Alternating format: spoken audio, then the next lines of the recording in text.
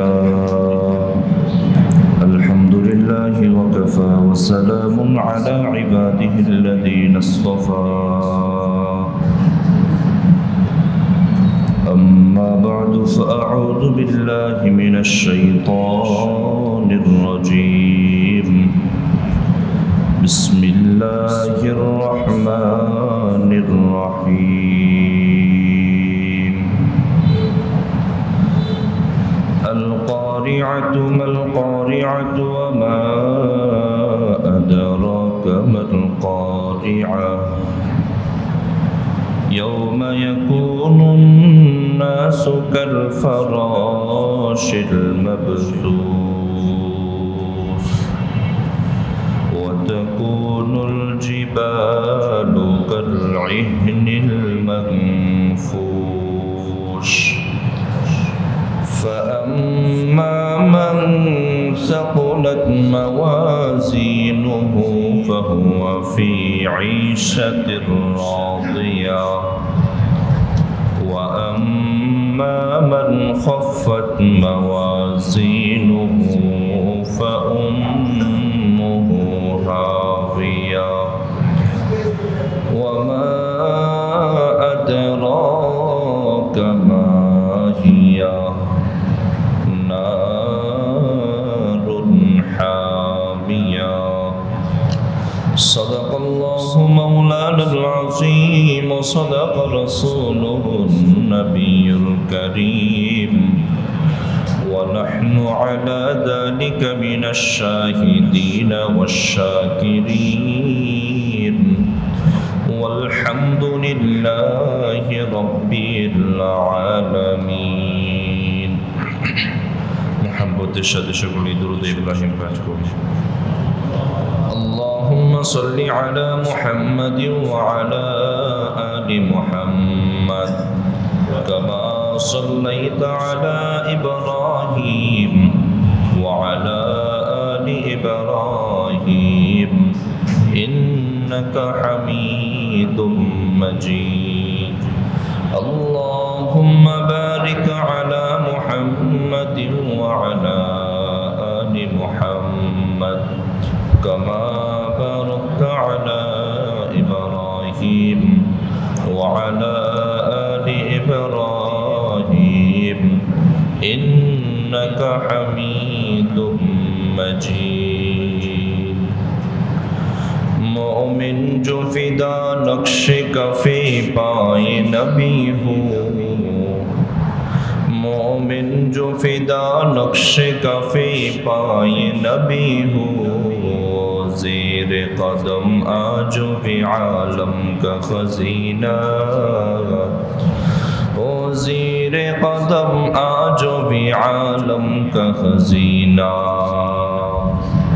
رگ رگ میں محبت ہے رسول عربی کا رگ رگ میں محبت ہے رسول عربی کا جنت کی خزائن کا یہی بیع سلم ہے جنت کی خزائن کا یہی بیع سلم ہے یا رب میرے آنکھوں میں سما جائے مدینہ یا رب میرے آنکھوں میں سما جائے مدینہ مدت سے میرے دل میں تمنا مدینہ مدت سے میرے دل میں تمنا مدینہ سبحانك لا علم لنا إلا ما علمتنا إنك أنت العليم الحكيم الحمد لله আল্লাহ রব্বুল ইজ্জতের আলী শান দরবারে অসংখ্য অগণিত শুকরিয়া যে রব্বুল আলামিন তার পবিত্র ফরজ বিধান মাগরিবের সালাত বা জামাত আদায়ের তৌফিক দান করেছেন বাদাল মাগরিব পবিত্র কালামে হাকিমের তাফসীরের এই মজলিসে আল্লাহ তাআলা আমাদেরকে বেছে বেছে বসার তৌফিক দান করেছেন এই জন্য রবের দরবারে অন্তরের অন্তঃস্থল থেকে দিলের জবানে আকাশ বাতাস মুখরিত করে ইমানের আওয়াজকে উঁচু করে সকলে কি বাক্যে কালিমাতু শুকর একবার পাঠ করি আলহামদুলিল্লাহ। মুআজ্জাজ মুকররম সম্মানিত মুসল্লিয়ানি کرام, শনিবার দিন মাগরিবের পরের এই সময়টাতে আমরা কোরআনুল কারীমের ধারাবাহিক তাফসীর শুনে থাকি। প্রতি সপ্তাহের ধারাবাহিকতায় আজকে কোরআনুল কারীমের সূরাতুল কারিআহ নামক যে সূরাটি আছে সেই সূরাটির তাফসীর আমরা শুনব। কিয়ামতের বর্ণনা দিয়ে এই সূরার ভিতরে দুইটা বিষয় আল্লাহ তাআলা কথা বলেছেন। সূরার নাম হলো সূরাতুল কারিআহ।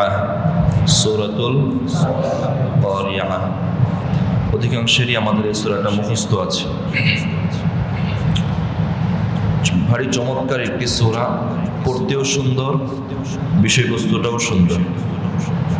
এই সূরার ভিতরে দুইটা বিষয় আল্লাহ কথা বলেছে। প্রথম 1 থেকে 5তম আয়াতে কিয়ামতের আনুষ্ঠানিকতার বর্ণনা আল্লাহ সূরার মাঝে দিয়েছেন। 6 থেকে 11 এই আয়াতগুলোতে কিয়ামতের দিন বান্দাবান্দির যে হিসাব হবে, কেউ নেককার হবে, পাল্লা ভারী হবে, যাদের পাল্লা ওজনে কম হবে তারা বদকার হবে। এই দুই ধরনের মানুষের নেকি বদি ওজন এবং তাদের প্রতিদানের কথা বলা হয়েছে। 11 আয়াত বিশিষ্ট এই সূরাটি দুইটা বিষয়ে কথা হবে। সূরার নাম হলো সূরাতুল কারিআহ। এটাই প্রসিদ্ধ এবং খুঁজে পাওয়া যায় একটাই নাম, তো সূরাতুল কারিআহ। আরেকটা নাম আছে যেটা এতটা প্রসিদ্ধ না, সূরাতুল আল কারিআহ। তো সূরাতুল কারিআহ শুরুতেই আলিফ লাম বেড়ে গেছে আর কি, এই আর কি। সূরাতুল কারিআহ অর্থ কি? যদি আমরা শুধু তরজমার দিকে তাকাই, আল কারিআহ এখানে তাকালেই নামটা খুঁজে পাওয়া যায়। অর্থ হলো বিকট শব্দ, বিকট আওয়াজ। ঘরের ভিতরে যদি কেউ থাকে, দরজার মধ্যে একটু আওয়াজ করে না, এই আওয়াজটা এতটুকু হয় যেন ভিতরের মানুষ শুনতে পায়। এটা একদম হ্যামার দিয়ে বাড়ি দেয় না, দরজার মধ্যে হ্যামার দিয়ে বাড়ি দেয় তো যতটুকু দেয় ততটুকুতেই তো মানুষ অনেক সময় বিরক্ত হয়ে যায়। এই মেয়ে এত বাইরে দিতে হয়, বলি না অনেক সময় বিরক্ত হয়ে। আর এটা কারিয়া মানে করাঘাত করা। কিয়ামতের দিন যখন সিংগায় ফু দেওয়া হবে, বিকট আওয়াজ হবে। এই আওয়াজটা দুনিয়ার তুলনায় ওই দরজায় করা দেওয়ার মতো, কিন্তু এই আওয়াজ এতটাই প্রখর হবে ওই দিন এই আওয়াজের কারণে দুনিয়াতে যে মানুষ থাকবে, মানুষগুলো বিক্ষিপ্ত পঙ্গপালের মতো ছোটাছুটি করা শুরু করে দেবে। এতটাই আওয়াজ হবে, এই আওয়াজে পাহাড়গুলো তুলার মতো উড়তে থাকবে। এত আওয়াজ, এত বেশি আওয়াজ। বেশি আওয়াজ হলে বলে না মাথা ঘুরাইতেছে, কিছুই দেখতেছি না, এই মাথা ঘুরাচ্ছে, মানে যেন কোনো কিছুই দেখতেছি না, সব ঘুরাইতেছে। তো কিয়ামতের আওয়াজটাও এত বেশি হবে। ওই যে আল কারিআহ, আল্লাহ বলেন আল কারিআহ, ওই আওয়াজ আল্লাহই বলতেছেন মাল কারিআহ, আওয়াজটা কি? ওমা আদরাকা মাল কারিআহ, আপনি জানেননি ওই আওয়াজটা কি? কারিয়া কি জিনিস সেটা জানেন? মানে একাধিকবার আল্লাহ প্রশ্ন করে এটার অ্যাটেনশন নিচ্ছেন, ফোকাস নিচ্ছেন যে এই বিষয়টা কিন্তু কঠিন একটা বিষয়, মনোযোগ দাও। ওই যে কিয়ামতের বিভীষিকাময় বর্ণনা দিচ্ছি, শুনো বলি না, একটু মনোযোগ দিয়ে শুনেন। এই ভাই শুনেন, দিলের কান লাগাইয়া শুনেন। এই শুনেন কথাটা 3বার বললাম, ভাই শুনেন, ভাই দিলের কান দিয়ে শুনেন, কথাটা মনোযোগ দিয়ে শুনেন। একটা কথাকে বারবার যখন বলা হয় তখন তার মনোযোগ আকর্ষণ করা হয়। আল্লাহ তাআলাও কথাটাকে বারবার বলতেছেন, কিয়ামতের দিনের বর্ণনা আল্লাহ দিয়ে বলতেছেন যে এই দিন এমন অবস্থাটা হবে, ইয়াউমা ইয়াকুনুন নাসু কাল ফারাশিল মাবথুস, ওই দিন মানুষগুলো বিক্ষিপ্ত পতঙ্গের ন্যায় উঠতে থাকবে। শহরে তো কম দেখা যায়, গ্রাম অঞ্চলে ধানের দিন যখন আসে অথবা গমের দিন যখন আসে, দেখবেন লাইট জ্বালাইলে বাহিরের লাইট বন্ধ রাখতে হয়, না হয় বাহিরের লাইটে পোকা আসে, ওই লাইট থেকে আবার ভিতরে পোকা চলে আসে। এই জন্য মুরব্বীরা বলে বাহিরের লাইট বন্ধ, ভিতরে লাইট জ্বালায় যা করবা করো, কারণ পোকা মাকড় চলে আসবে। আবার ওই পোকাগুলো কিছু পোকা থাকে পাখাওয়ালা পোকা, ও আয়সা লাফায় লাফায় লাইটে পড়ে, আবার নিজেই পোকা পাখাগুলো বিসর্জন দিয়ে নিজেই ছটফট করে মরতে থাকে। দেখবেন লাইটের নিচে সকালবেলা কি পরিমাণ পাখা পোকা পড়ে মরে আছে। তো এটা হলো বিক্ষিপ্ত পোকারা ঝাঁকে ঝাঁকে এসে জানে এখানে মৃত্যু, এখানে এসে মারা যায়। আল্লাহ বলেন কিয়ামতের ওই সময়টাও এমন হবে, মানুষগুলো এই বিক্ষিপ্ত পতঙ্গের ন্যায় হয়ে যাবে, বিক্ষিপ্ত পতঙ্গের ন্যায় হয়ে যাবে। ওয়াতাকুনুল জিবালু কালইহনিল মানফুশ, আর পাহাড়গুলো, মানুষ তো একদম হালকা বস্তু, তাদের এই অবস্থাটা হবে। আর দুনিয়ার সবচেয়ে ভারী বস্তুর নাম হলো পাহাড়।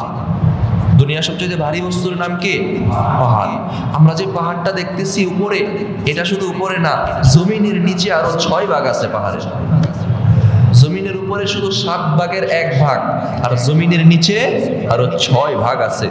আর হিমালয় পাহাড় যদি এত উঁচু হয়, এভারেস্ট যদি জমিনের উপরেই এত উঁচু হয়, জমিনের নিচে তাহলে আরো 6 ভাগ, কতটা উঁচু রয়ে গেছে। এই পাহাড়গুলো আল্লাহ বলেন ওয়াতাকুনুল জিবালু কালইহনিল মানফুশ, পাহাড়গুলো ধুনিত রঙিন পশমের ন্যায় হয়ে যাবে। এটা হলো সাহিত্যিক তর্জমা করলাম, মূল বাংলা ভাষায় এটাকে কি বলবে? এটাকে বলবে তাঁতের কাজ করে দেখবে। সুতা যারা বুনে, কাপড়ের সুতা বুনে যখন বাইরেইতেছে সুতাকে, এই সুতা থেকে হালকা এক ধরনের পশম উড়ে উড়ে যায়। মূল সুতাটা থেকে সিরাজগঞ্জের যারা আছেন বুঝতে পারবেন, তাঁতের লুঙ্গি বানায়, টাঙ্গাইলের মানুষ যারা আছেন বুঝবেন, এই কাপড় থেকে এক ধরনের পশম হালকা বাতাসেও সেটা উড়ে উড়ে যায়। সুতার ফ্যাক্টরিতে গেলে দেখবেন আপনার মাথায় কিছু সুতা লেগে চলে আসছে। এটা সুতা না মূল, এটা হলো পশম। পশম থেকে যে সুতা হয় পশম, এই পশমগুলো যেইভাবে বাতাস ছাড়াই উড়ে যায়, হালকা বাতাসে উঠতে থাকে, বিক্ষিপ্ত উঠতে থাকে, আল্লাহ বলেন এত ভারী পাহাড়গুলো কিয়ামতের ওই সময়ে এই পশমের মতো উঠতে থাকবে, পশমের মতো উঠতে থাকবে। শুধু এতটুকুই বললেন, আর বেশি বললেন না। তর্জমা করতেছি, একটু পরে বলবো যে কিয়ামতের আরো কত বিভীষিকাময় থাকবে, ওই সময় আরো কত অবস্থাগুলো ভয়ঙ্কর হবে। তর্জমা শুনি। আল্লাহ বলেন এই 5টা আয়াত, আল কারিআহ মাল কারিআহ ওয়া মা আদরাকা মাল কারিআহ ইয়াউমা ইয়াকুনুন নাসু কাল ফারাশিল মাবথুস ওয়া তাকুনুল জিবালু কাল ইহনিল মানফুশ। এই 5 আয়াতে আল্লাহ কিয়ামতের অবস্থা তুললেন। তারপরে 6 থেকে 11, এই 6টা আয়াতে আল্লাহ তাআলা মানুষের নেকি বদি যে হিসাব হবে এর একটা অবস্থা তুলতেছেন। আমরা শুনি কি বলেন আল্লাহ তাআলা, তরজমা শুনি। আল্লাহ বলেন ফাআম্মা মান সাকুলাত মাওয়াজিনু, ওই দিন যার মিজানের পাল্লাটা ভারী হবে, কিয়ামতের দিন আল্লাহ তাআলা সকল মানুষের নেকি বদি ওজন দিবেন। দুনিয়াতে আপনি যেই নেক কাজ করেছেন ওই নেক কাজগুলো ওজন দেয়া হবে। আপনি যত আমল করেছেন সকল আমলগুলো ওজন দেয়া হবে। মিজানের পাল্লা আল্লাহ কায়েম করবেন। গ্রাম অঞ্চলে ধান মাপে পাল্লা দিয়ে, হ্যাঁ, প্রথমে 5 কেজি ধান, আরেকদিকে 5 কেজির বাটখারা থাকে। এরপর থেকে 10 কেজি বানানোর জন্য এটাকে কি করা হয়, এই ধানটাকে আবার বাটখারার সাথে দেওয়া হয়। তারপর থেকে 10 কেজি ওজনে মাপতেই থাকে। আল্লাহ তাআলা কিয়ামতের দিন একটা মিজানের পাল্লা কায়েম করে দিবেন। ডান দিকে ওই পাল্লার মধ্যে নেকি দেয়া হবে, বাম দিকের পাল্লার মধ্যে বদি দেয়া হবে, গুনাহ দেয়া হবে। আপনার আমার যেই নেক কাজ করা হয়েছে ওই নেক কাজগুলোকে ডান দিকের পাল্লার মধ্যে দেয়া হবে, যে গুনাহগুলো করা হয়েছে সেই গুনাহগুলোকে বাম দিকের পাল্লার মধ্যে দেয়া হবে। এবার পাল্লাটা যদি টান দেওয়া হয় সমান থাকবে, সমান থাকতে পারে, সমান থাকতে পারে। কিন্তু কথা হলো নেকি বেশি হলে নেকির পাল্লাটা ঢালু হবে, আর বদি বেশি হলে, গুনাহ বেশি হলে গুনাহের পাল্লাটা ভারী হবে। আল্লাহ বলেন ফাআম্মা মান সাকুলাত মাওয়াজিনু, এবার যার নেকির পাল্লা ডান দিকের পাল্লাটা ভারী হয়ে যাবে, ফাহুয়া ফি ঈশাতির রাদিয়া, সে সন্তোষজনক, আল্লাহর প্রশংসিত সন্তোষজনক স্থান অর্থাৎ জান্নাতে প্রবেশ করবে। ডান দিকের পাল্লাটা যার ভারী হবে, ফাহুয়া ফি ঈশাতির রাদিয়া, সন্তোষজনক জায়গায় থাকবে, সন্তোষজনক জায়গায় থাকবে। ওয়া আম্মা মান খাফফাত মাওয়াজিনু, যার বদির পাল্লাটা ভারী হবে মানে নেকির পাল্লাটা ওজন কম হবে, ফাউম্মুহু হাবিয়া, তার ঠিকানা হবে হাবিয়া নামক জায়গায়। আল্লাহ বলেন ওয়া মা আদরাকা মা হিয়া, জানেননি হাবিয়া কি জিনিস? ঠিকানা তো হবে হাবিয়া। নেকি কম হলে, গুনাহ বেশি হলে ঠিকানা হবে হাবিয়া। বলেন ঠিকানা কি হবে? হাবিয়া। এই হাবিয়াটাকে বোঝানোর জন্য, কথাটাকে যেন ছুটে না যায় এটা বোঝানোর জন্য আল্লাহ বলতেছেন ওয়ামা আদরাকা মা হিয়া, হাবিব আপনি জানেননি হাবিয়া কি জিনিস? হাবিব কোথা থেকে জানবেন? রাসূল কোথা থেকে জানবেন? আল্লাহই তো জানাইতেছেন। তারপরও মনোযোগ আকর্ষণের জন্য আল্লাহ কথাটাকে প্রশ্নের সাথে বললেন। আল্লাহ উত্তর দিচ্ছেন নারুন হামিয়া, নেকি কম হলে ঠিকানা হবে হাবিয়া, আর হাবিয়া হলো নারুন হামিয়া, সেটা হলো জ্বলন্ত আগুন, সেটা হলো জ্বলন্ত আগুন। আগুন আগুন আগুন কি ভালো জিনিস? জ্বলন্ত আগুন যেখানে মানুষদেরকে পোড়া হবে, জ্বলন্ত আগুন, তার ঠিকানা হবে সেটা।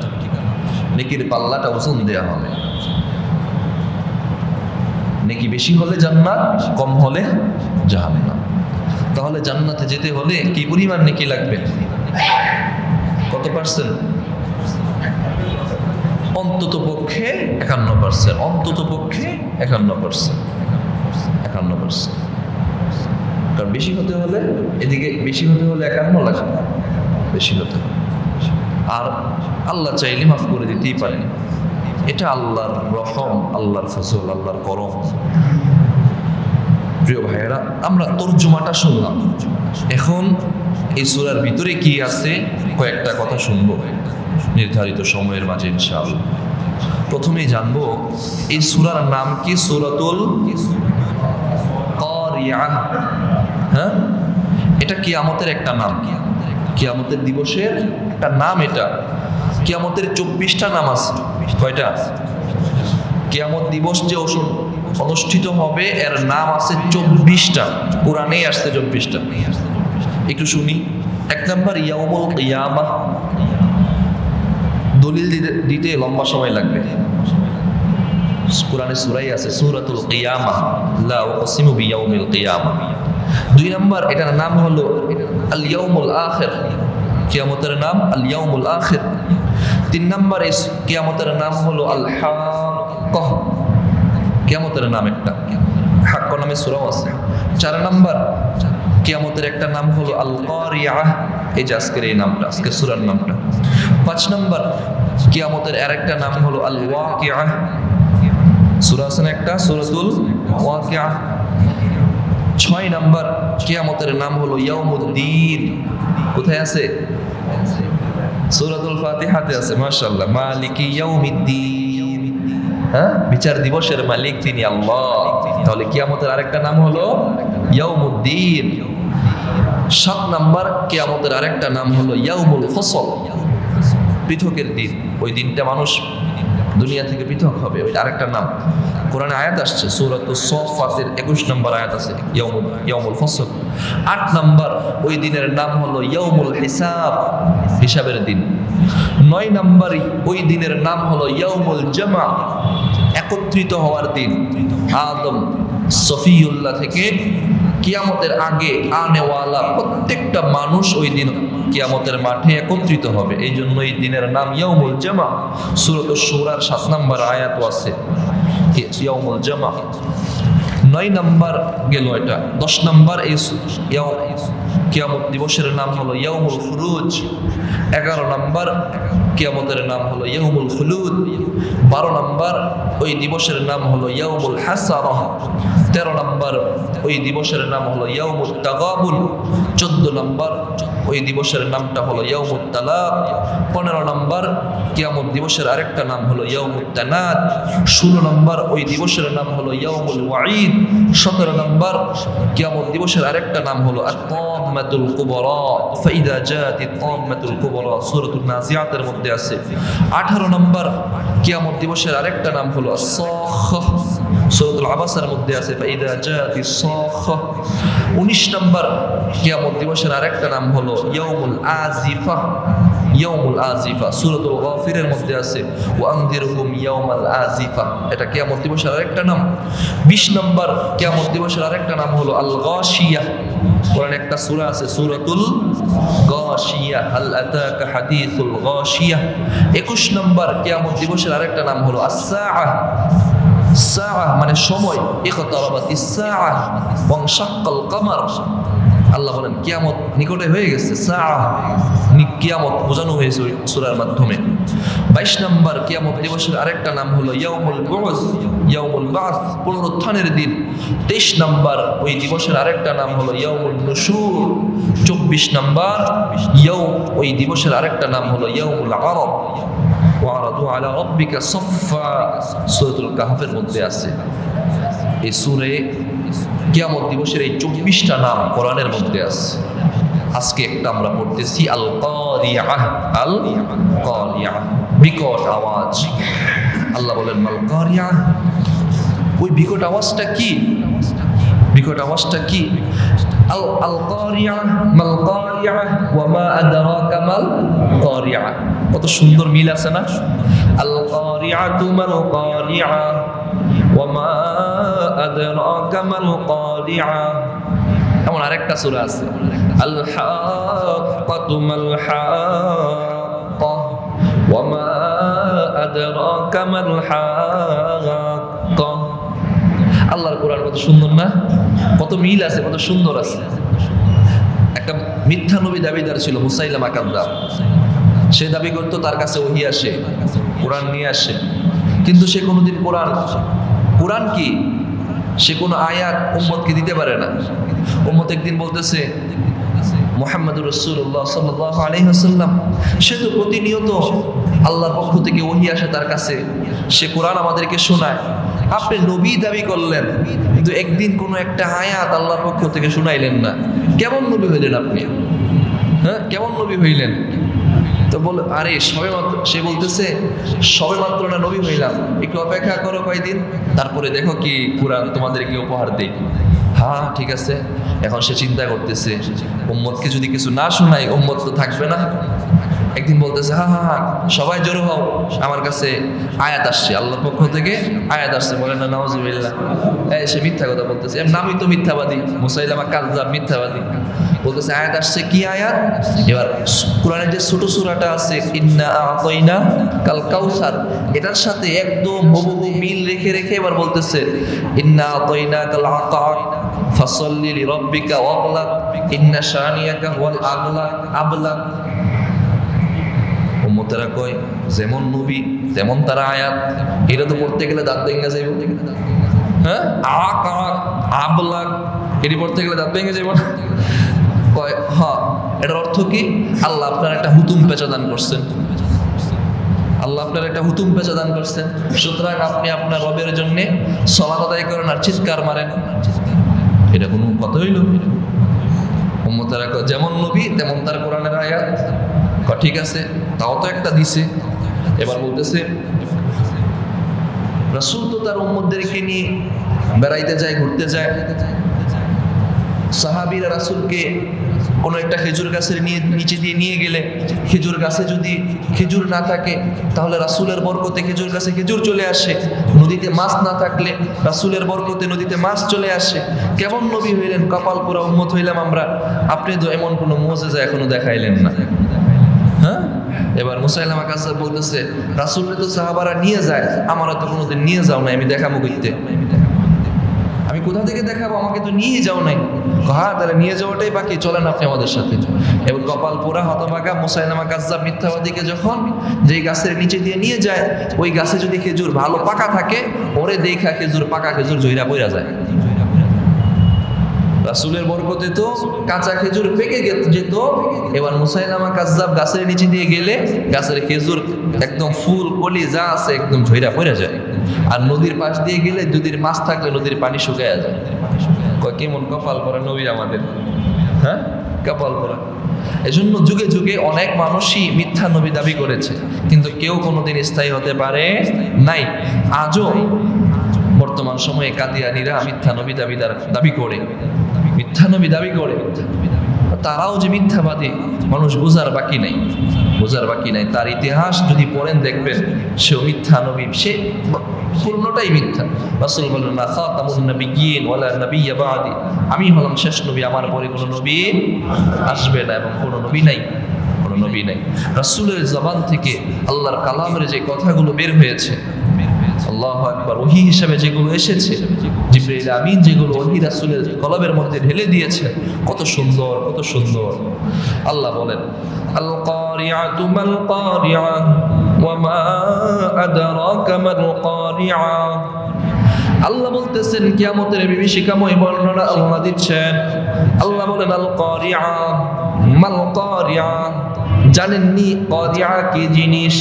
এটা হলো কিয়ামতের একটা অবস্থা, কিয়ামতের একটা বিকট শব্দ। এই শব্দের প্রমাণ স্বরূপ সূরাতুন নামলের 87 নম্বর আয়াতে আল্লাহ বলেন, ইয়াউমা ইউনফাখু ফিস সূরি ফাফাজিআ মান ফিস সামাওয়াতি ওয়া মান ফিল আরদি ইল্লা মান শাআল্লাহ ওয়া কুল্লুন আতাউহু দাখিরিন। আল্লাহ বলেন, ইয়াউমা ইউনফাখু ফিস সূর, যেদিন সিংহায় ফু দেয়া হবে। কিয়ামতের অবস্থা বর্ণনা করা হচ্ছে, যেদিন সিংহায় ফু দেয়া হবে, ফাফাজিআ মান ফিস সামাওয়াতি ওয়া মান ফিল আরদ, আসমান এবং জমিনের মাঝে যা কিছু আছে সব কিছু ভীতবহ্বল হয়ে কাঁপতে কাঁপতে আল্লাহর সামনে উপস্থিত হবে। ওয়া কুল্লুন আতাউহু দাখিরিন, আল্লাহ বলেন সব কিছু আল্লাহর সামনে বিনীত হয়ে উপস্থিত হবে।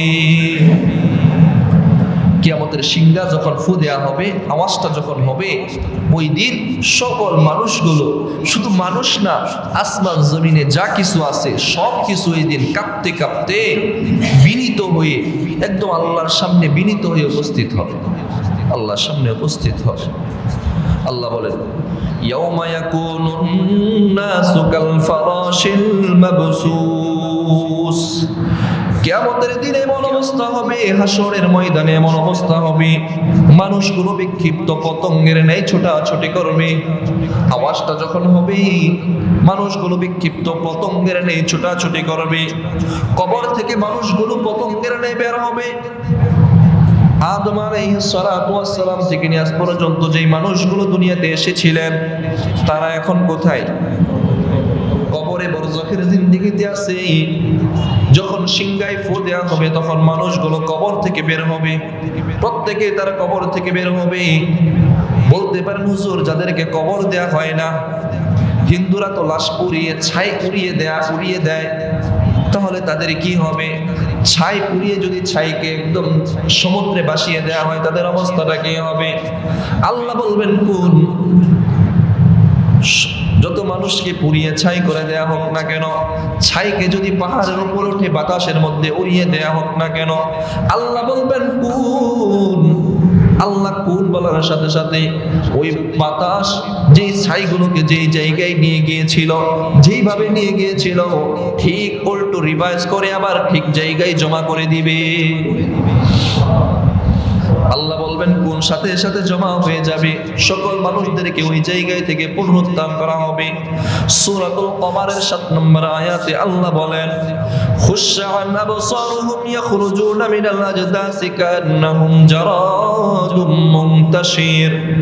আল্লাহ বলেন কিয়ামতের ওই বিকট আওয়াজ যখন হবে, তখন মানুষগুলো কবর থেকে ভীত হয়ে বের হবে। কান্নাহুম জারাদুম মুনতাশির, যেমন পতঙ্গ পোকামাকড় লাইটের দিকে দৌড়ায়। একটু আগে যে উদাহরণ দিলাম, পোকাগুলো যেমনি ভাবে লাইটের দিকে দৌড়ে যায়, ঠিক তেমনি ভাবে কবর থেকে মানুষগুলো পতঙ্গের ন্যায় উঠতে থাকবে, উঠতে থাকবে, উঠতে থাকবে। মানুষগুলো কিয়ামতের ময়দানের দিকে ধাবিত হবে, মানুষগুলো ওই দিকে ধাবিত হবে। কিন্তু কথা হলো, মানুষ যখন এখানে ধাবিত হচ্ছে, আল্লাহর নবী বলেন সহিহ মুসলিমের 2284 নম্বর হাদিসের বর্ণনা, ইন্না মাসালি ওয়া মাসালু উম্মতি কামাসালি রাজুলিন ইস্তাওকাদা নারান।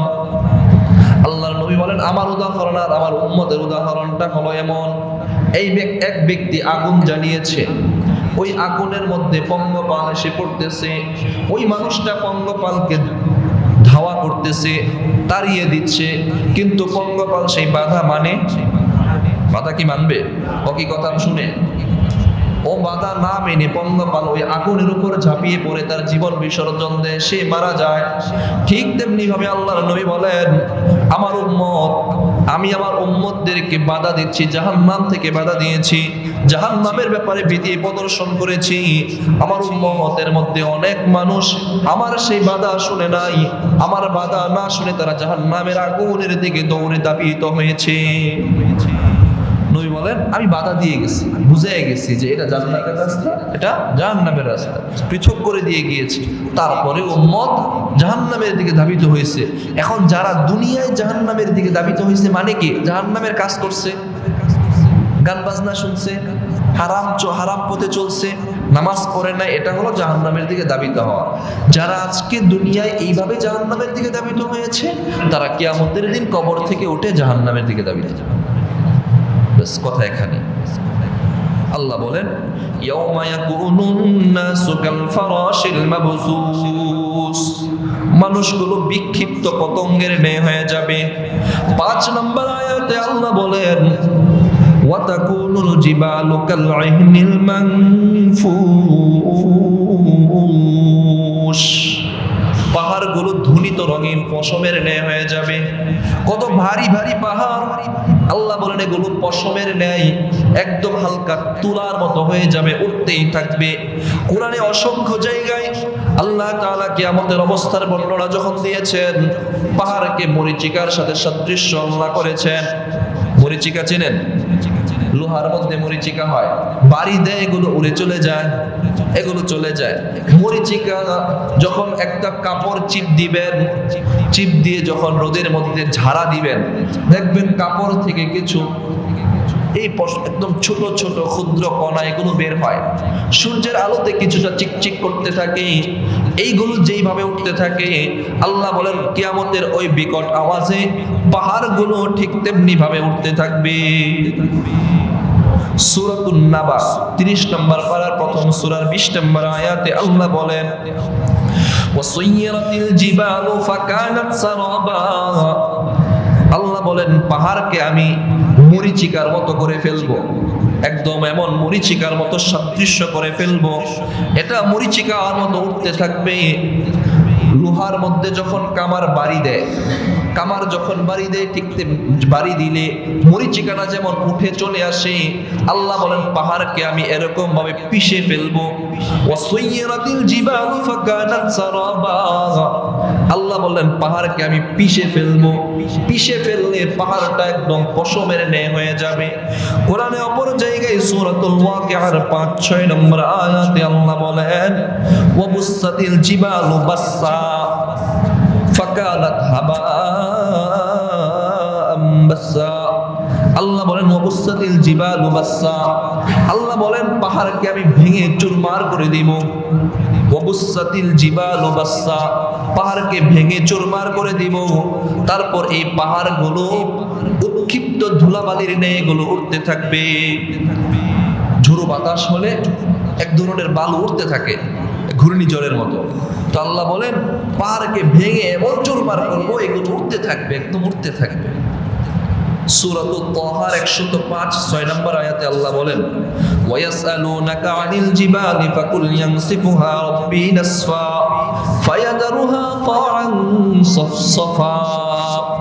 আল্লাহ বলেন ইহুদিরা আপনার কাছে পাহাড় সম্পর্কে জিজ্ঞাসা করে। কেন জিজ্ঞাসা করে?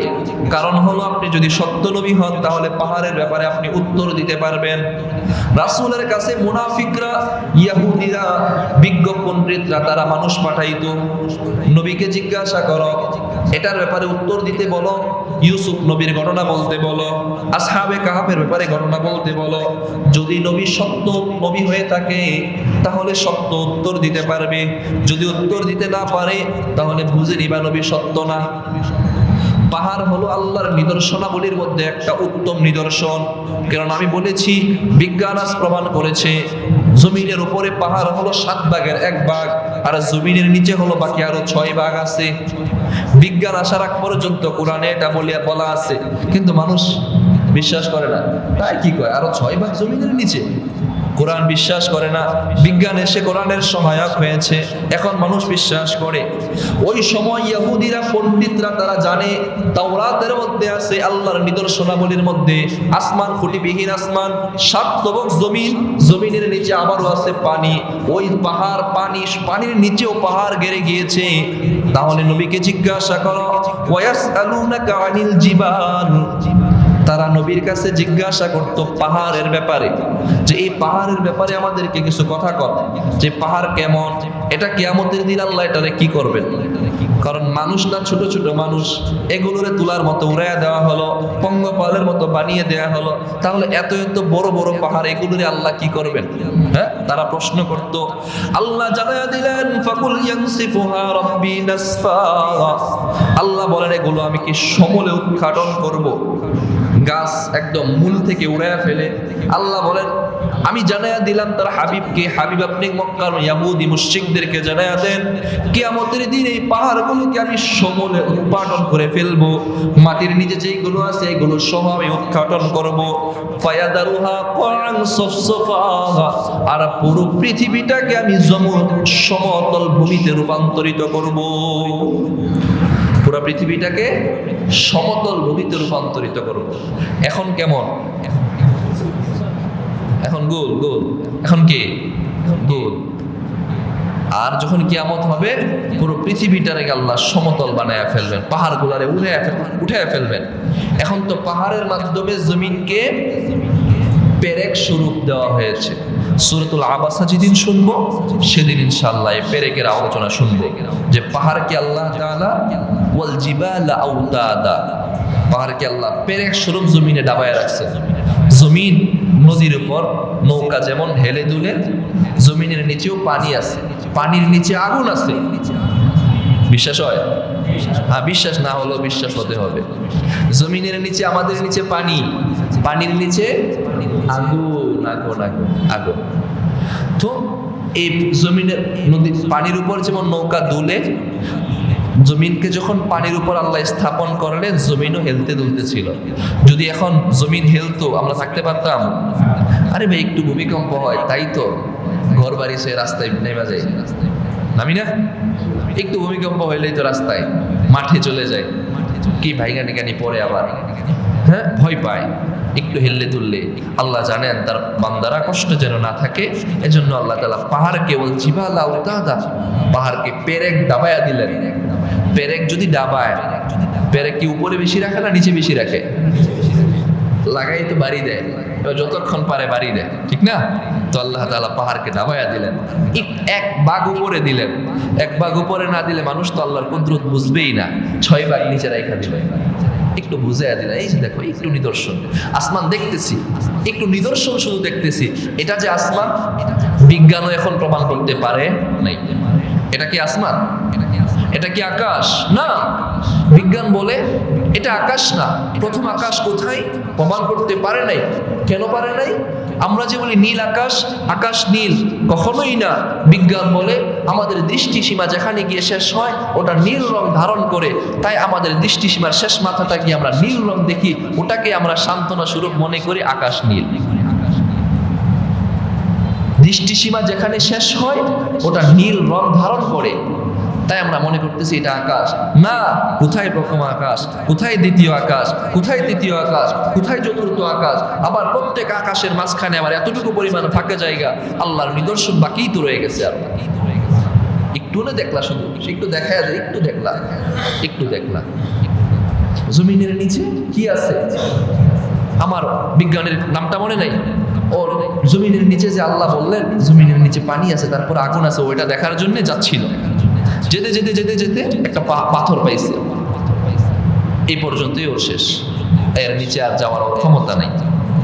তো বলে যে এর নিচে আমি কিভাবে যাব? এই পাথর ভেঙে ওখানে যাওয়ার মতো সাধ্য কোনো মানুষের নাই। তো আল্লাহ তাআলা শুধু একটু উপরে দেখায় দিয়েছেন, বাকিটা রেখেই দিয়েছেন। আল্লাহ বলেন এই পাহাড় এগুলোকে ভেঙে চুরমার করে দেওয়া হবে, এগুলো ধুনিত পশমের মেয়ে উঠতে থাকবে, আর জমিনটাকে আমি কআন সফসফা সমতল ভূমিতে রূপান্তরিত করব। গেল 1 থেকে 5 নম্বর আয়াত কিয়ামতের বর্ণনা। এবার 6 থেকে 11 নম্বর আয়াতে আল্লাহ নেককার বান্দা এবং বদকার বান্দা যারা আছে তাদের অবস্থাটা তুলে ধরবেন। জান্নাতের কিছু আলোচনা শুনবো, জাহান্নামের আলোচনা শুনবো। জান্নাতের বিবরণ তো শুনতে পারবো না আজকে, অন্য কোনো দিন। আজকে শুধু শুনবো জান্নাতে কারা যাবে, জাহান্নামে কারা যাবে। আল্লাহ বলেন সূরাতুল কারিয়া 6 নম্বর আয়াতে আল্লাহ বলেন فَأَمَّا مَنْ ثَقُلَتْ مَوَازِينُهُ فَهُوَ فِي عِيشَةٍ رَاضِيَةٍ وَأَمَّا مَنْ خَفَّتْ مَوَازِينُهُ فَأُمُّهُ هَاوِيَةٌ وَمَا أَدْرَاكَ مَا هِيَ نَارٌ حَامِيَةٌ। আমার ভাই সূরাতুল কারিয়ার 6 নম্বর আয়াতে আল্লাহ বলেন ফাআম্মা মান সাকুলাত মাওয়াজিনুহু, কিয়ামতের দিন আল্লাহ যে মিজানের পাল্লা কায়েম করবেন, ওই মিজানের পাল্লায় ডান দিকে নেকিগুলো দেয়া হবে আর বাম দিকে বদিগুলো গুনাহগুলো দেয়া হবে। ফাআম্মা মান সাকুলাত মাওয়াজিনুহু, যার নেকির পাল্লা আল্লাহর ফজলে ভারী হয়ে যাবে, ফাহুয়া ফি ঈশাতির রাদিয়া, সে হাসতে হাসতে ডান দিকের আমলনামা ডান হাতে নিয়ে জান্নাতে প্রবেশ করবে।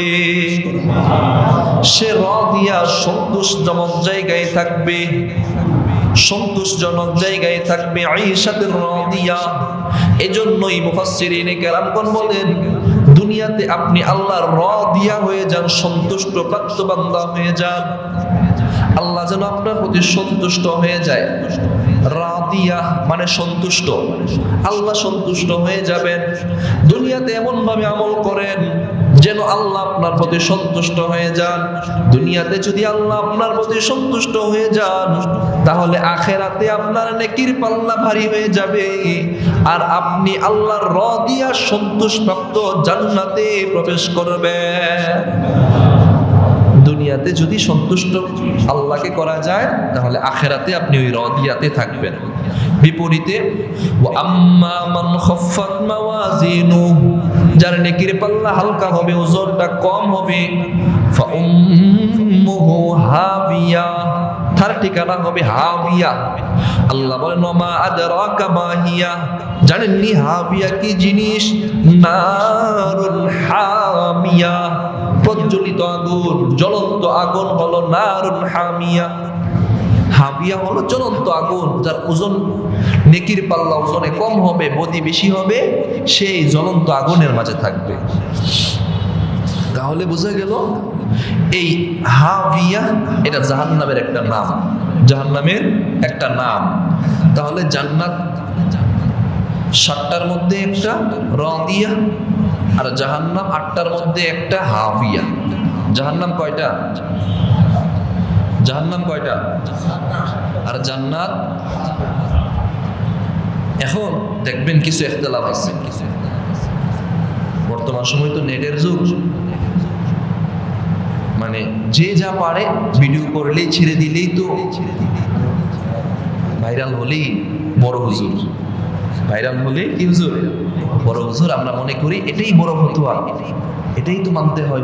হুজুররা কত কথা বলে, হ্যাঁ একটা দেখলাম 1 মিলিয়ন ভিউ, তাহলে ওটাই তো তাহলে ভালো সত্য কথা। চটকদার কথা বলতে পারলে, চিৎকার করে কথা বলতে পারলে ওটাই মনে করি ভালো কথা। তাহলে ইখতিলাফ কি? যে জান্নাত কি 7টা না জান্নাতের দরজা 7টা? জাহান্নাম কি 8টা না জাহান্নামের দরজা 8টা? এই ইখতিলাফ। তবে কথা হলো যতটুকু কোরআন হাদিসের রিসার্চের মাধ্যমে জানা যায়, মূল কথা আল্লাহর উপর ছেড়ে দিতে হবে। কারণ আল্লাহ বলতেছেন ফালা তা'লামু নাফসুম মা উখফিয়া লাহুম মিন কুররাতি আ'য়ুন, সূরাতুস সাজদার মধ্যে আছে। আল্লাহ বলেন জান্নাত এবং জাহান্নাম, ওখানে জান্নাতের কথাটাই আসছে। জান্নাতের মধ্যে আল্লাহ যা রাখছেন এই ব্যাপারে কোনো কলব, কোনো চোখ তো কোনোদিন দেখেই নাই, কোনো কান তো কোনোদিন শুনেই নাই, কোনো কলবও কোনোদিন সেই ব্যাপারে কল্পনাও করে নাই। তাহলে জান্নাতের মূল অবস্থাটা কি এই ব্যাপারে আমরা কেউই জানি না। তবে কিছু হাদিসের মাঝে জান্নাতের বিভিন্ন নাম আসছে, কোরআনেও জান্নাতের নাম আসছে, 7টা জান্নাতের নাম আসছে। এই জন্য মুফাসসিরিনে কেরামগণ লিখেন আসমাউল জিনান ও আবওয়াবুন নার, যে আমরা চাই আমাদের পজিটিভ দিক বেশি হোক, পজিটিভ দিক বেশি হোক। এই জন্য বলেন জান্নাত 7টা পজিটিভ দিক। কারণ একটাই জান্নাত হলে এক ঘর দরজা 7টা, এটা ভালো না ঘরই 7টা? এটা ভালো, ঘরই 7টা। হ্যাঁ, এক ছেলেরে এক ঘরের ভিতরে 7টা দরজা দিয়ে দিলেন, বড় ছেলের হয়তো একটু উপরে দিলেন।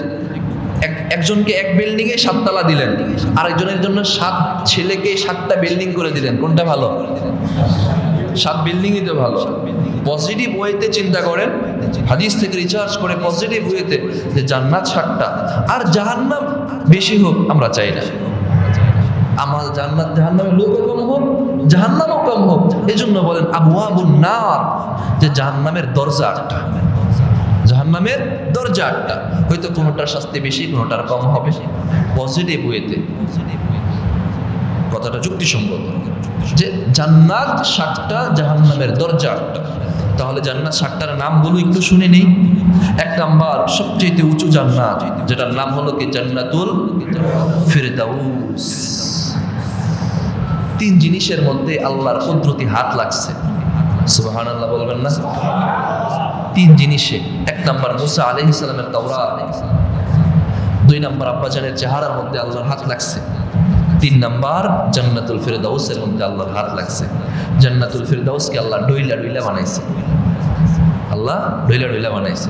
এজন্য কেউ যদি জান্নাত চায় তাহলে আল্লাহর কাছে চাইবে আল্লাহুম্মা ইন্না নাসআলুকাল জান্নাতাল ফিরদাউস। কি চাইবে? জান্নাতুল ফিরদাউস চাইবে। আমরা আল্লাহর কাছে জান্নাতুল ফিরদাউস চাই কি চাই না? আল্লাহ তাআলা আমাদের সবাইকে জান্নাতুল ফিরদাউসের উপযুক্ত বানিয়ে আল্লাহর মেহমান হওয়ার তৌফিক দান করেন। সবাই যেন জান্নাতুল ফিরদাউসের উপযুক্ত হয়। জান্নাতুল ফিরদাউসের 1 নম্বর হলো জান্নাতুল ফিরদাউস। এখানে মুত্তাকি মুমিন যারা আছে তারা জান্নাতুল ফিরদাউসে থাকবে। 2 নম্বর হলো জান্নাতু আদন, জান্নাতু আদন, এটা জান্নাতের 2 নম্বরের নাম। 3 নম্বর হলো জান্নাতুন নাঈম, জান্নাতুন নাঈম। 4 নম্বর হলো জান্নাতুল মাওয়া, জান্নাতুল মাওয়া। 4 নম্বর হলো জান্নাতুল খুলদ। 6 নম্বর হলো দারুস সালাম, জান্নাতের আরেকটা নাম। 7 নম্বর হলো দারুল মাকামা, দারুল কামা, এটা হলো 7 নম্বর। আর জাহান্নামের যে 8টা দরজা আছে, এই 8টা দরজা 1 নম্বরের দরজার নাম হলো জাহান্নাম, 1 নম্বরের নাম হলো জাহান্নাম। 2 নম্বর হলো লাযা, কোরআনে আয়াত আছে, এগুলো কোরআনে দলিল আছে। 3 নম্বর হলো আল হুতামা, কোথায় আছে? হুমাজার মধ্যে আছে। হ্যাঁ, সূরাতুল হুমাজার মধ্যে আছে। কাল্লা লা ইউমবাদান্না ফিল হুতামা। হ্যাঁ, আল্লাহ বলছিলেন তখন যে তাদের ঠিকানা, সাবধান, যে তাদের ঠিকানা হবে হুতামা। যারা ওই যে ওয়াইলুল লিকুল্লি হুমাজা, যারা মানুষকে নিন্দা করে তাদের ঠিকানা হবে হুতামাই। হুতমা, ওই যে নারুল্লাহিল মুকাদা, হুতমা হলো আল্লাহর আগুন, সেটা। 4 নাম্বার হলো আস-সাঈর, জাহান্নামের আরেকটা দরজা। 5 নাম্বার জাহান্নামের আরেকটা দরজার নাম হলো সাকর। সাকর, সাউসলিহি সাকর, সূরাতুল মুদাথথিরের মধ্যে আছে। 6 নাম্বার জাহান্নামের আরেকটা দরজার নাম হলো জাহিম। 7 নাম্বার আরেকটা দরজার নাম হলো হাবিয়া, ওই যে আজকে হাবিয়া। 8 নাম্বার জাহান্নামের একটা দরজার নাম হলো সিজ্জিন। হ্যাঁ, সিজ্জিন। কাল্লা ইন্না কিতাবাল ফুজ্জারি লাফি সিজ্জিন, সূরাতুল মুতাফফিফিনের মধ্যে আছে 7 নম্বর আয়াত। কাল্লা ইন্না কিতাবাল ফুজ্জারি লাফি সিজ্জিন, ফুজ্জার মানে পাপিষ্ঠ, পাপিষ্ঠরা সিজ্জিনের মধ্যে থাকবে। আর কাল্লা ইন্নাল আবরার লাফি নাঈম, আর নেককাররা ওই যে জান্নাতুল নাঈমের মধ্যে থাকবে, নাঈমের মধ্যে থাকবে। আমরা সবচেয়ে উঁচুটার চাই, আমরা সবচেয়ে উঁচুটা জান্নাতুল ফিরদাউস চাই। আল্লাহর কাছে চাইলে আল্লাহ খুশি হন, আল্লাহর কাছে চাইলে আল্লাহ খুশি হন। দুনিয়ার মানুষের আর আল্লাহর মাঝে পার্থক্য এটা, দুনিয়ার মানুষের কাছে বারবার চাইলে মানুষ বিরক্ত হয়, আর আল্লাহর কাছে বারবার চাইলে আল্লাহ খুশি হন। আল্লাহ বলেন, বান্দা আমার কাছে না চাইলে বরং আমি বিরক্ত হই, বান্দা না চাইলে আমি বিরক্ত হই। আল্লাহর কাছে এই জন্য বড়টা চাওয়া, বড়টা চাওয়া, বেশিটা চাওয়া, ভালোটা চাওয়া, নেকির দিক থেকে ভালোটা চাওয়া, ভালোটা চাওয়া। আল্লাহর কাছে চাইলে আল্লাহ খুশি হন। আমরা আল্লাহর কাছে জান্নাতুল ফিরদাউস চাই। আল্লাহ যেন জান্নাতুল ফিরদাউসের উপযুক্ত আমাদের সবাইকে বানায় নেন, বলেন আমিন। তাহলে যাদের নেকি বেশি হবে তারা জান্নাতুল ফিরদাউসে থাকবে, যারা সন্তুষ্টজনক জান্নাতে থাকবে।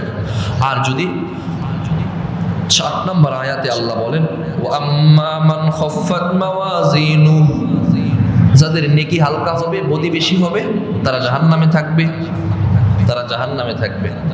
এখন জাহান্নামে যখন জাহান্নামীরা যাবে, গত সপ্তাহে আলোচনায় শুনেছিলাম যে এই যে হাত্তা যুরতুমুল মাকাবিরের মধ্যে যে মানুষগুলো যখন জান্নাতীরা জান্নাতে চলে যাবে, জাহান্নামীরা কেটে কেটে জাহান্নামে পড়ে যাবে।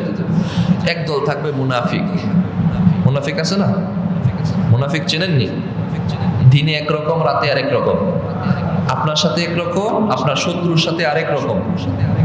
হ্যাঁ, আপনার সাথেও ভালো, আপনার শত্রুর সাথেও ভালো, এমন একদল মানুষ আছে। সমাজের প্রত্যেকটা সেক্টরেই মুনাফিক আছে, আর মুনাফিকরাই সবসময় ক্ষতির কারণ হয় বেশি। ইসলামের ক্ষতিটা সবসময় মুনাফিকরাই বেশি করেছে। তো এই মুনাফিকদের অবস্থাটা কি হবে ওই দিন? তাদের অবস্থাটা কি হবে? সূরাতুল হাদীদের 13 থেকে 15 নম্বর আয়াতে আল্লাহ মুনাফিকদের অবস্থাটা তুলে ধরছে। আমি একটু তরজমাটা আপনাদেরকে শোনাই।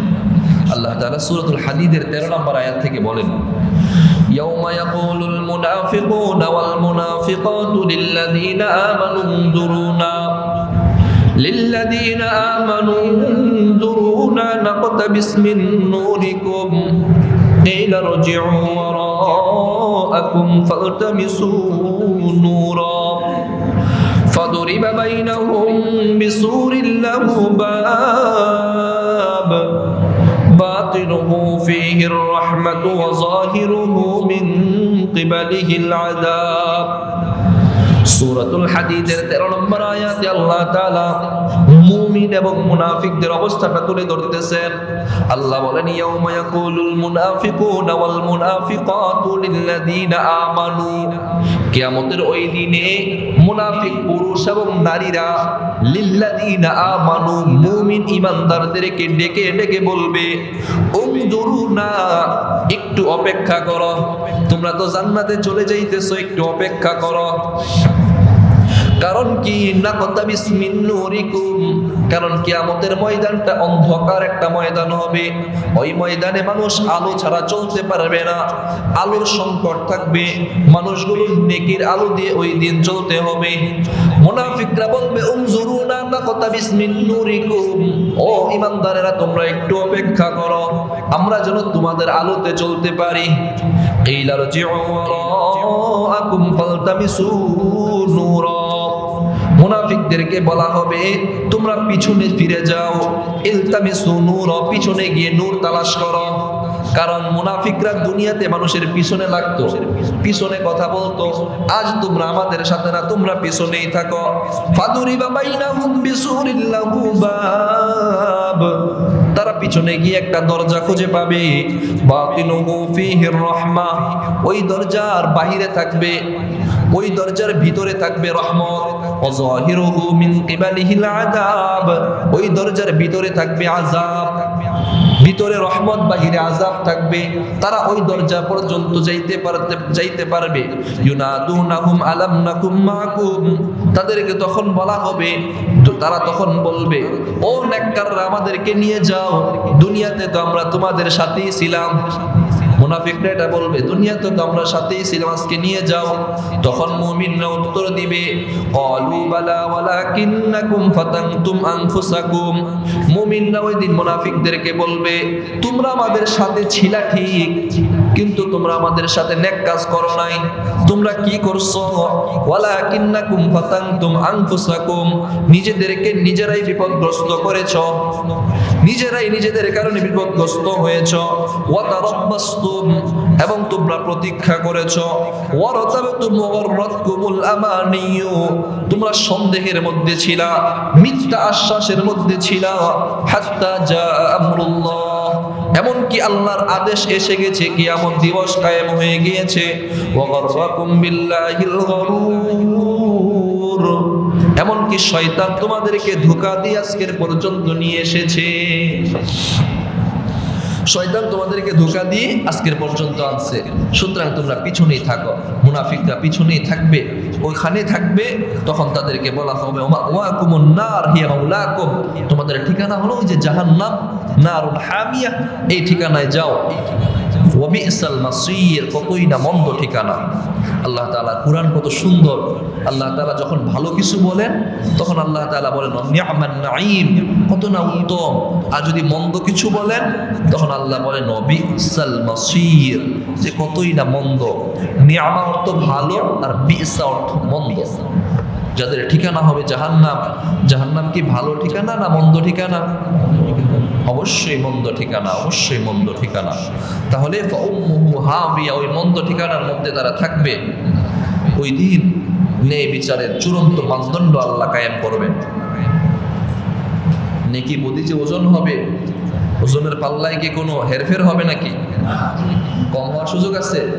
বলতে পারেন হুজুর, দুনিয়ার মানুষ ডিজিটাল হয়ে গেছে, আমরা আর ওই অ্যানালগ পাল্লায় আর মাপি না, ডিজিটাল হয়ে গেছে। তাহলে আল্লাহ অ্যানালগ পাল্লায় মাপবেন, এটা কেমন দেখা যায়?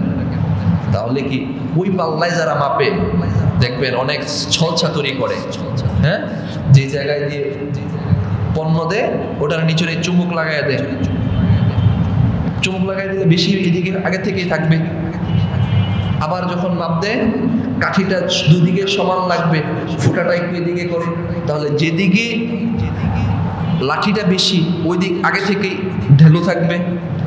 যখন ধরার মধ্যে এমন অবস্থা আছে, কত রকমের ছলছাতুরি তো আছে, আমি কি সব জানি নাকি? ঠিক না? তো ওইগুলোতে এই জন্যই তো উঠাইয়া দিছে, এগুলো এখন আর বিশ্বাস করে না, ডিজিটাল পাল্লা হয়ে গেছে। দোকানদাররা যারা আছেন দেখবেন বলে, হুজুর 50 কেজি চাউল যদি বেচি, ডাউল যদি বেচি, তাহলে ওই পাল্লা দিয়ে বিক্রি করলে 1 কেজি লস। কি জন্য লস?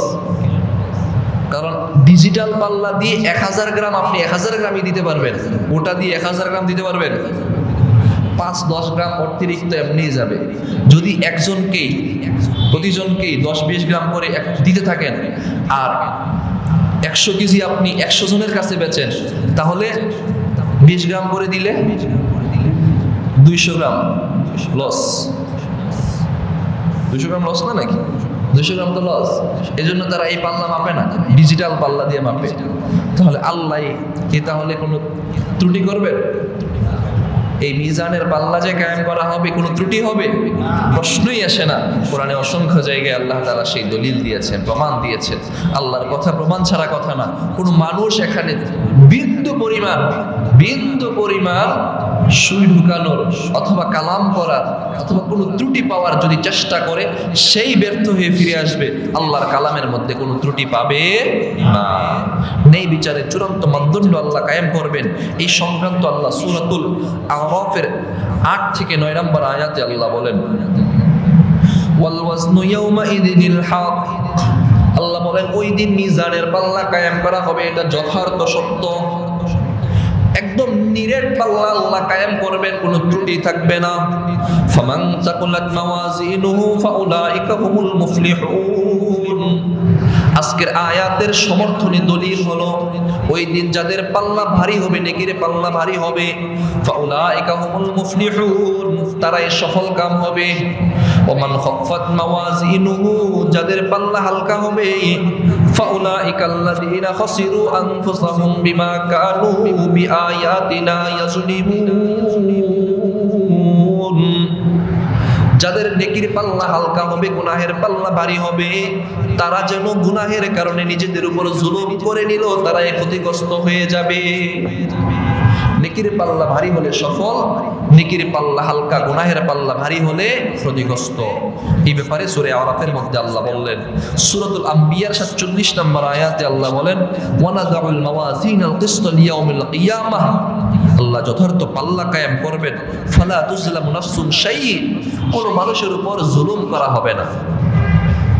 কাউকে এই পাল্লাই দিয়ে একটু কম বেশি কাউকে জুলুম করা হবে না। যে যতটুকু প্রাপ্য তাকে ততটুকুই দেয়া হবে। আল্লাহ তাআলা দয়ার সাগর, আল্লাহ তাআলা ততটুকুই দিবেন।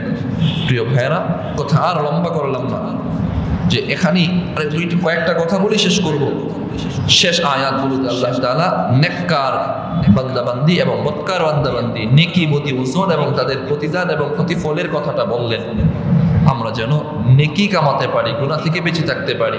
কিয়ামতের দিন আল্লাহ যেন ডান হাতে আমল নামা দেন, আল্লাহ যেন আমাদের নেকির পাল্লাটা ভারী করেন। মানুষগুলো কিয়ামতের দিন আল্লাহ তাআলা কিয়ামতের মাঠটা যখন কায়েম করবেন, মানুষগুলো গুনাহের সাগরে হাবুডুবু খেতে থাকবে। প্রত্যেকটা মানুষ তার গুনাহ অনুযায়ী ঘামের সাগরের মধ্যে হাবুডুবু খাবে। সূর্যটা গুনাহ অনুযায়ী তার নিকটে থাকবে। সূর্যটা এত নিকটে আসবে, এত নিকটে আসবে, সূর্যের তাপে মাথার মগজগুলো ঠাস ঠাস করে ফেটে যাবে, ঠাস ঠাস করে ফেটে যাবে।